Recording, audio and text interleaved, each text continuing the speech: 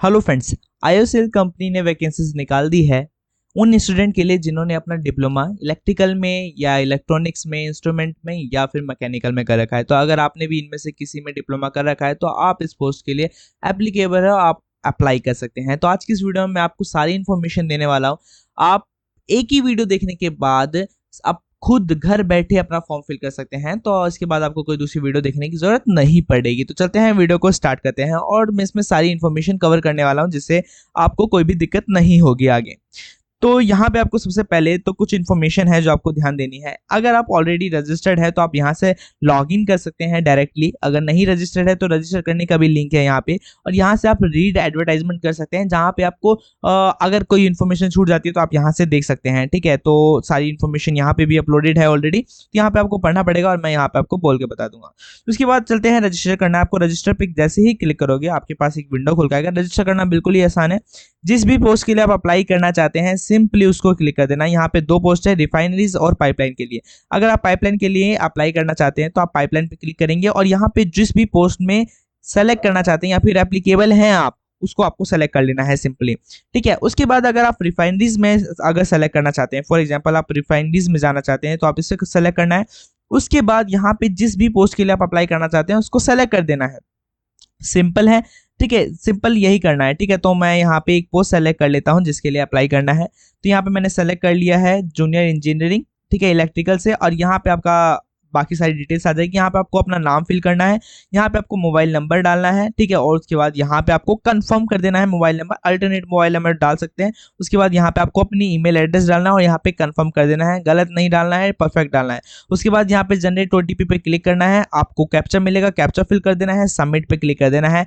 उसके बाद यहाँ पे आपको ओके कर देना है। एक ओटीपी आएगा, उस ओटीपी को यहाँ पे आपको फिल कर देना है और फिर फिल करने के बाद यहाँ पे वैलिडेट ओटीपी पे क्लिक कर देना है और ओके कर देना है। That's it. अब आई एग्री वाली जो डिक्लेरेशन है उस पर आपको क्लिक करके एग्री कर लेना है और फिर यहाँ पे जो कैप्चा है उसको फिल करके रीवेरीफाई पे क्लिक कर देना है। That's it.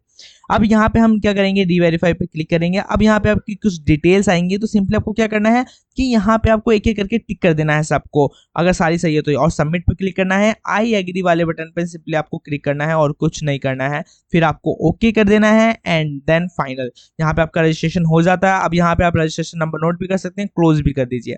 क्लोज करने के बाद यहाँ पे आपको अपनी पर्सनल प्रोफाइल दिख जाएगी। उसके बाद आपको गो टू एप्लीकेशन पे क्लिक करना है। ये लोड होगा, लोड होने के बाद यहाँ से आप एप्लीकेशन फॉर्म फिल कर सकते हैं।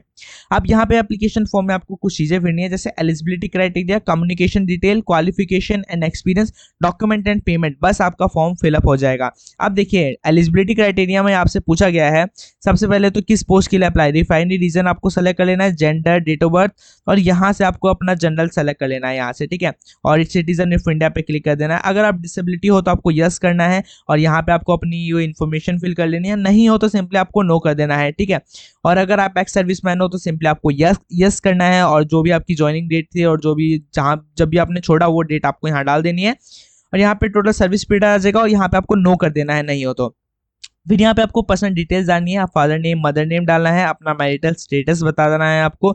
अनमैरिड हो तो अनमैरिड सेलेक्ट कर लेना। अब यहाँ पे देखिए, आपको इन दोनों में से किसी एक ऑप्शन को यस करना है। या तो आपके पास 1 साल का एक्सपीरियंस होना चाहिए किसी भी फील्ड में, या फिर रिलेवेंट फील्ड में होना चाहिए, या फिर आपके पास एक एप्रेंटिस ट्रेनिंग का सर्टिफिकेट होना चाहिए जो इस एक्ट के दौरान आता है। अगर आपके पास इन दोनों में से कोई एक है तब आप एप्लीकेबल हो, अगर आप दोनों पे नो करते हो तो आप एप्लीकेबल नहीं हो। तो किसी एक पे आपको ध्यान रखना है कि यस करना है।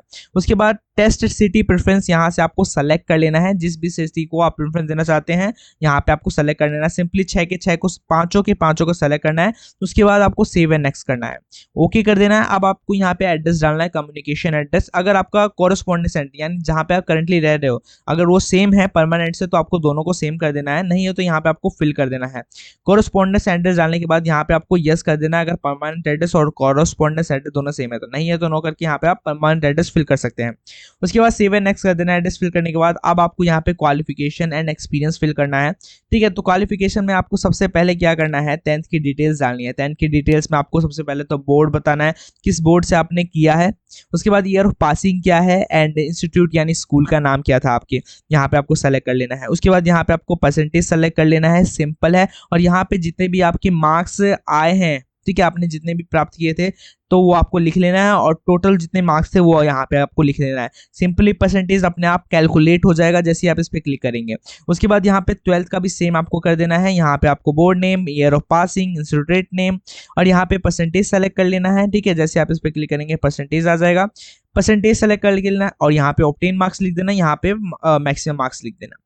और यहाँ पे अब आपको डिप्लोमा जो आपने किया है रेगुलर होना चाहिए। ठीक है, तो आप उसको यहाँ पे आपको 3 ईयर डिप्लोमा वाले ऑप्शन पे क्लिक कर देना है। स्पेशलाइजेशन यहाँ पे 2 है, तो यहाँ जिनमें भी किया रखा है आपने वो आपको सेलेक्ट कर लेना है। उसके बाद इंस्टीट्यूट का नाम बताना है कि किस इंस्टीट्यूट से आपने किया है, month and year of admission क्या था आपको ये भी बताना है, and month and year of passing क्या है वो भी बताना है। उसके बाद यहाँ पे आपको परसेंटेज क्लिक कर देना है, मार्क्स कितने ऑब्टेन आए वो बता देना है, टोटल मार्क्स कितने थे वो बता देना है, सिंपल। उसके बाद आप यहाँ पे देखिए क्या दिखा गया है, do you have a reported alignments deficiency or abnormalities and also those with finding of not meeting the physical fitness criteria। अगर आपको इन तीनों में से कोई भी फिटनेस क्राइटेरिया में मतलब एलिजिबल नहीं हो, ठीक है, तो आपको यस कर देना है, नहीं तो नो कर देना है। स्पेशली नो होता है, अगर आप इनमें से लाइक करते हो तो आपको यस करना है।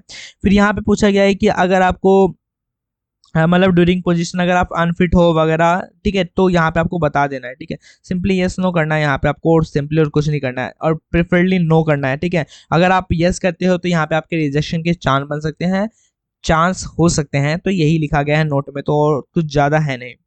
ठीक है, और उसके बाद यहाँ पे देखिए क्या लिखा गया है कि have you arrested prosecuted kept under detention और फाइन लगा गया है, या convicted by court of law for any offence debarred qualify, या फिर किसी पब्लिक सर्विस से आपको बाहर एग्जामिनेशन से बाहर किया है, तो आपको यस करना है। ठीक है, अगर आप यस करते हो तो यहाँ पे आपको डिटेल्स देनी पड़ेगी।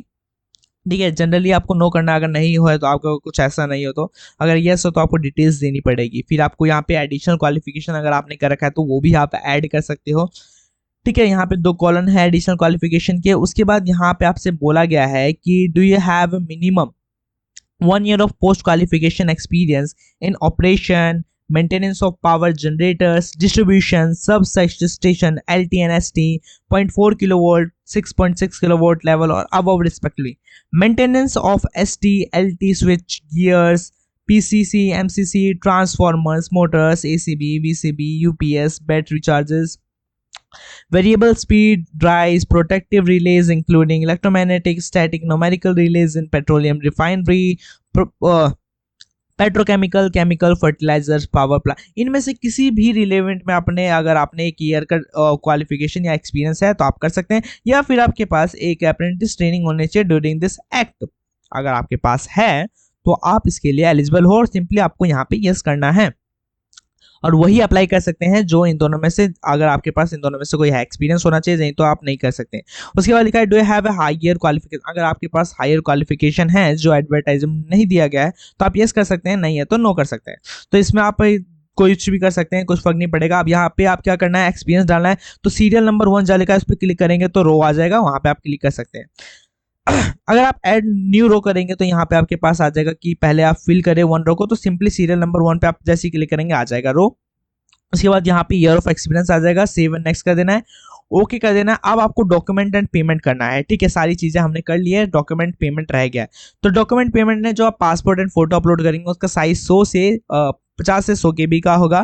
ठीक है, और बाकी जो भी डॉक्यूमेंट्स आप अपलोड कर रहे हैं, 10th की मार्कशीट, 12th की मार्कशीट, और आप डिप्लोमा का और एक्सपीरियंस और जो ID कार्ड अपलोड कर रहे हैं वो 100 से लेके 1 MB के बीच में रहेगा। तो सिंपली आपको इस तरह से अपलोड कर देना है। ठीक है, डॉक्यूमेंट्स वगैरह को आप JPG में भी और PDF में भी अपलोड कर सकते हैं, और passport size photo and signature को आपको JPG में अपलोड करना है, सिंपल है। ये सारी चीजें होने के बाद यहाँ पे आपको क्या करना है, 300 रुपये पे करने हैं, और यहाँ पे आपको ऑनलाइन ही पे करने हैं, तो यहाँ पे ऑनलाइन सेलेक्ट कर लेना है, और जितनी भी डिक्लेरेशन है आपको सब पे क्लिक कर देना है।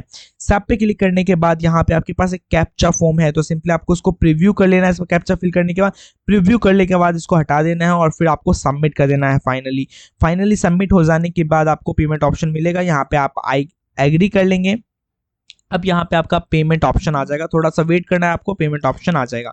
अब यहाँ पे आपके पास कई सारे पेमेंट ऑप्शन है, आप डेबिट कार्ड से, इंटरनेट बैंकिंग से, यूपीआई से, एनईएफटी से या फिर एसबीआई ब्रांच पेमेंट, किसी भी तरीके से पेमेंट कर सकते हैं। तो सबसे आसान ऑप्शन है इसमें डेबिट कार्ड और यूपीआई, तो आप डेबिट कार्ड से भी पिन कर सकते हैं। यहाँ पे आपको सिंपली कार्ड नंबर और जिसका कार्ड यूज कर रहे हैं वो और month, expiry month and year, CVV डालना है, पे नाउ पे क्लिक करना है, ओटीपी आएगा, पेमेंट हो जाएगा। पेमेंट हो जाने के बाद आप अपना एप्लीकेशन फॉर्म डाउनलोड कर सकते हैं और वेट करना है आपको एडमिट कार्ड के लिए, और फिर आप एग्जामिनेशन देके इस पोस्ट के लिए अप्लाई कर सकते हैं। तो इतना सिंपल सा प्रोसेस है अप्लाई करने का। तो अगर आपको वीडियो अच्छी लगी हो तो वीडियो को लाइक कर देना, अपने उन दोस्तों के साथ जरूर शेयर कर देना जो इन पोस्ट के लिए अप्लाई करना चाह रहे थे या जिन्होंने डिप्लोमा किया है इन रिलेटेड फील्ड से, ताकि वो भी एक्सपीरियंस बेनिफिट उठा सकें। ठीक है, तो मिलते हैं नेक्स्ट वीडियो में। Thank you.